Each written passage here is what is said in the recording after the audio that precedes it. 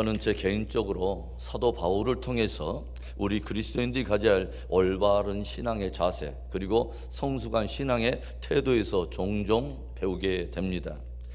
특별히 바울은 사도일 뿐만 아니라 뛰어난 석학으로서 탁월한 지식을 가지고 있었고, 또 깊은 영성과 많은 은사들을 가졌을 뿐만 아니라 로마의 시민권까지 가지고 있었다고 하는 것을 우리가 잘 알고 있어요.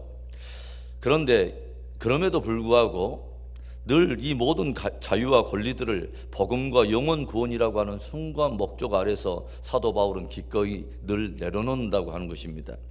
그래서 그는 자신이 주장하고 또 내세울 수 있는 모든 자유와 권리를 다 내려놓고서 나는 유대인에게는 유대인과 같이 되고, 또 이방에게는 기꺼이 내가 이방인과 같이 되고, 연약한 자들에게는 내 스스로는 정작 사실은 강한 자이나 기꺼이 내 강함을 내려놓고 연약한 자가 되리라 라고 선언합니다. 무엇을 위해서요? 복음을 위해서. 복음을 전해서 어찌든지 한 영혼이라도 더 구원 얻게 하려고. 복음과 영혼 구원의 목적이라면 그는 어느 때든 누구 앞에서든 자기가 가지고 있는 모든 자유와 권리를 기꺼이 내려놓을 수 있다고 선언하고 있는 것입니다. 바울이 무엇을 고백합니까? 형제라고 일컫는 그 누군가가 우상에게 드려진 그 고기를 먹는 문제로 말미암아 미혹을 받아 어떤 실족할 여지가 있다면 나는 그 형제로 실족하지 않게 하기 위해서 평생을 고기를 먹지 않겠노라 라고 선언을 해요. 연약한 형제의 믿음을 세워주기 위해서 나는 기꺼이 내가 누릴 수 있고 먹을 수 있는 그 모든 권리와 자유를 다 포기하겠다고 하는 것입니다. 깊이 묵상해 보면 늘 내가 누릴 수 있는 자유와 권리를 내세우기에 빠른 우리들의 모습이 바울 앞에서 한없이 부끄러워짐을 느끼게 됩니다. 늘 일마다 때마다 이와 같이 성숙하고도 겸손한 모습이 우리의 신앙 안에 깊어지게 되기를 주의 이름으로 축원합니다. 오늘 바울은 고린도 성도들에게 공동체 안에서 질서를 따르고 조화를 이루라라고 가르쳐주고 있어요.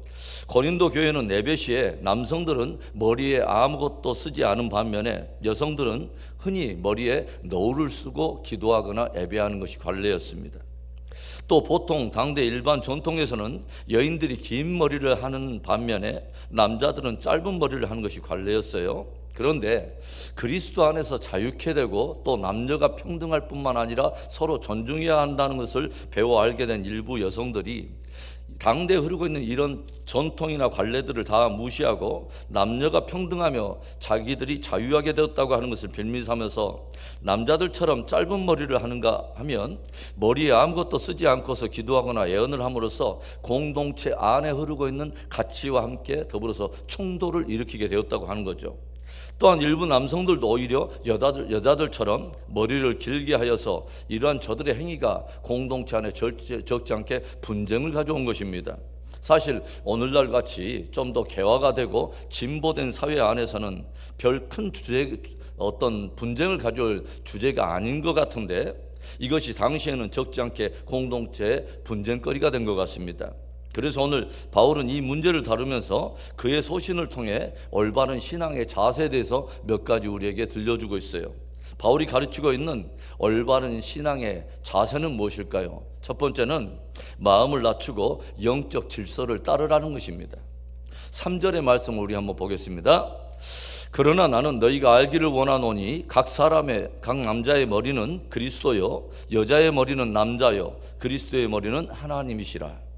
오늘 바울은 당시 여성이 기도하거나 또는 예언할 때에 머리에 너울을 쓰거나 긴 머리를 하는 것은 그렇게 함으로써 그것이 자신이 한 남편의 권위 아래에 있다고 하는 것을 드러내는 상징성이 있다고 하는 것을 가르치고 있습니다. 또한 남성 역시 기도하거나 예언할 때 짧은 머리를 하거나 또는 머리에 모자나 두건을 벗음으로써 그것이 자신이 그리스도의 권위 아래에 있다고 하는 바로 그것을 드러내는 상징성이 있다고 하는 것을 상기시켜주고 있어요.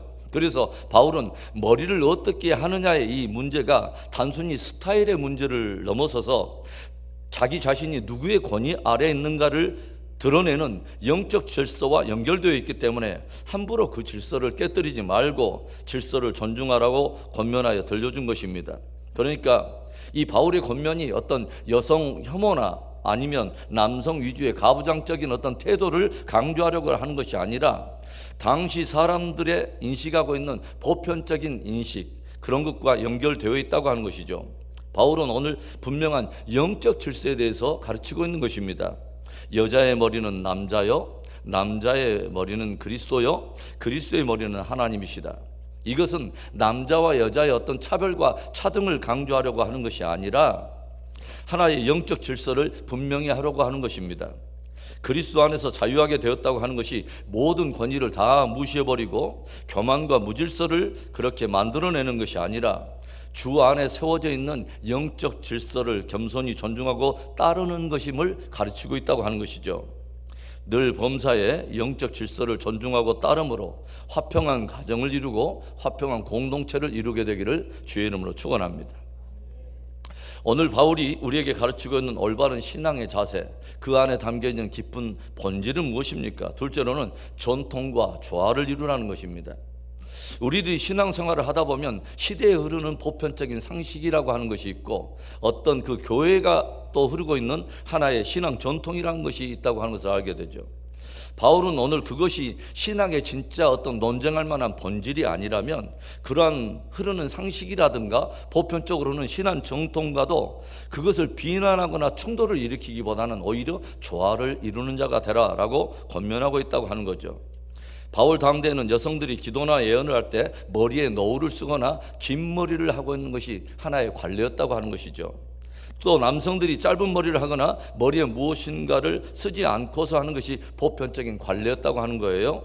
그런데 나의 자유를 빙자하여 그것이 본질에 속한 것도 아닌데 일부러 그러한 상식과 전통에 거슬러서 충돌과 갈등을 일으킨 것이 지혜가 아니라고 하는 것입니다. 여러분, 우리가 알고 있잖아요. 같은 개신교라도 침례교에서는 물속에 잠겼다가 그리고 나오는 것이 하나의 침례가 하나의 전통입니다. 다른 교단 같은 경우에는 그냥 물을 그냥 손에다 묻혀가지고 머리에 붓거나 바르는 것이 하나의 세례의 전통인 거죠. 그래서 사실 그 교단에 소속되어 있는 교회라면 그 교단에 흐르고 있는 전통을 존중하고 그것을 조화를 이루는 것이 덕을 세우고 좋은 일이라고 하는 것입니다. 보수성이 있는 교단 소속이라면 다소 보수성을 지켜주면서 그 교단적 전통이 함께 융화되어 나가는 것이 하나의 좋은 조화이고, 진보성이 있는 교단 소속이라면 진보성의 조화를 이루는 것도 괜찮은 일이라고 하는 것입니다. 제가 네팔 사역을 마치고 한국에 돌아갔을 때 전주에 있는 교회에 돌아가서 2개의 찬양팀을 또 다시 2년 동안 제가 인도하게 되었는데, 한 팀은 어른들의 금요철화를 인도하는 팀이었고 또 다른 한 팀은 젊은이들을 위한 열린 예배를 인도하는 그런 팀이었습니다.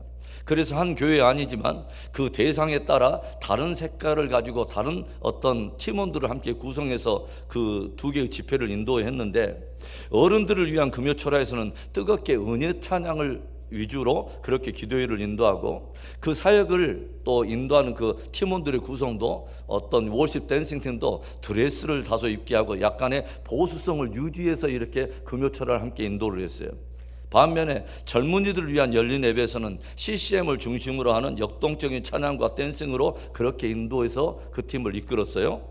금요철화를 인도할 때는 마치 기도원 찬양 인도하듯이 그렇게 인도했고, 열린 예배에서는 제가 머리에 브릿지까지 넣어가지고 젊은이들과 함께 그렇게 함께 호흡을 하면서 좀 즐거웠던 그런 기억이 있습니다. 저는 바울의 정신이 참 성숙하고 좋은 유익이 있다고 저는 생각을 해봐요.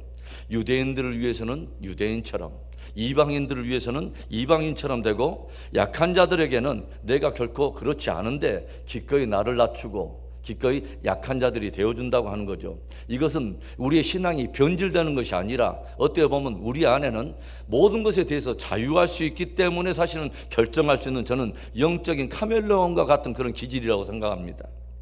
그래서 그것이 정말 어떤 복음의 본질이 훼손되는 문제가 아니라면 그 시대나 교회에 흐르고 있는 상식과 전통과도 조화를 이루는 것이 성숙한 믿음이라고 하는 것이죠. 이러한 역동적인 자세로 전통과 상식에도 조화를 이루며 공동체에 덕을 세워가는 성숙한 믿음이기를 주의 이름으로 축원합니다.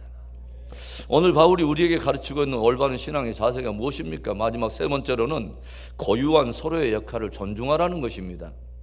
오늘 바울의 말을 들으면 자칫 바울이 여성을 비하하고 혐오한 것은 아닌가, 아니면 남성 위주의 가부장적인 어떤 그런 가치관을 가르치려고 하는 것은 아닌지 오해할 수 있는데, 오히려 바울이 오늘 뭘 합니까? 여자는 남자의 영광이니라 라고 들려주고 있어요.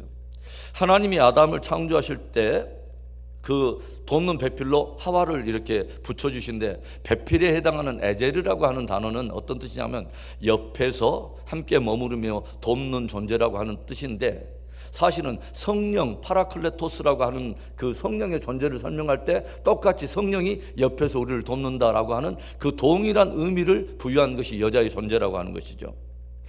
그러니까 여자는 여자의 고유한 역할과 성숙한 섬김을 통해서 오히려 자신의 영광을 드러내고 있다고 하는 거죠. 주 안에서는 남자 없이 여자만 있거나 여자 없이 남자만 있지 않고, 남자와 여자가 함께 모두 주 안에 함께 있다고 들려주고 있습니다. 14절과 15절의 말씀, 만일 남자에게 긴 머리가 있으면 자기에게 부끄러움이 되는 것을 본성이 너희에게 가르치지 아니하느냐? 만일 여자가 긴 머리가 있으면 자기에게 영광이 되나니 긴 머리는 가리는 것을 대신하여 주셨기 때문이니라.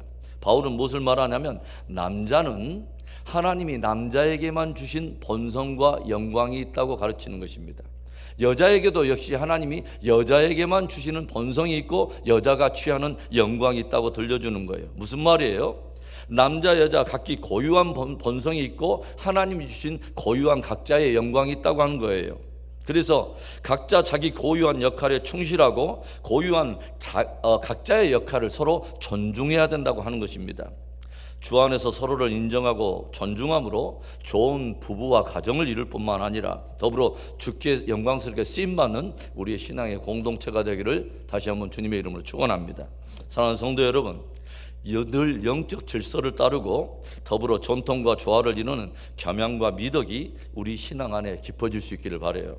서로의 고유한 역할을 존중하면서 아름다운 가정, 또 아름다운 신앙 공동체를 이루는 정말 축복된 은혜가 있기를 주의 이름으로 축원합니다.